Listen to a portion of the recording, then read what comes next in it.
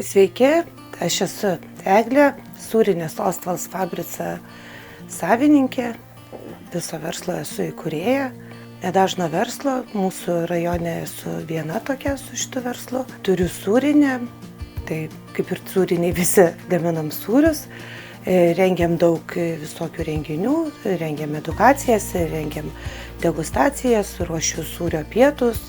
Veikla yra plati. Ne vien mes sūriniai, dalyvaujam įvairiuose renginiuose, dalyvaujam parodose, dalyvaujam vos ne kiekvieną savaitgalį miestų šventėse, mūgėse, kitokiuose renginiuose. Gaminame mes pagrindę saldaus pieno sūrius pagal latvišką receptūrą, gaminame pagal kiprietišką, keletą turim sūrių pagal itališką receptūrą. Ateityje planuojam gaminti žydiškus sūrius.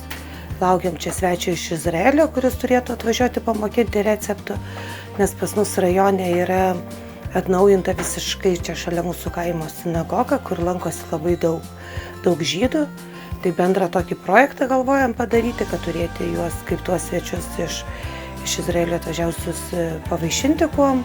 Visą šitą projektą nebuvo taip lengva pradėti, jį įgyvendinti, ypatingai kai sužinojome, kad turėsime gauti europinį statusą, kai neturi savo gyvulių, o nori turėti sūrinę, tai čia yra toks reikalavimas.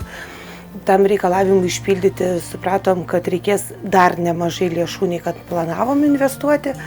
Labai mums pasisekė, kad gavome palaiminimą iš vietos veiklos grupės. Per juos mes parašėme europinį projektą, tokį bendradarbiavimo ir jisai mums tikrai atvėrė kelius.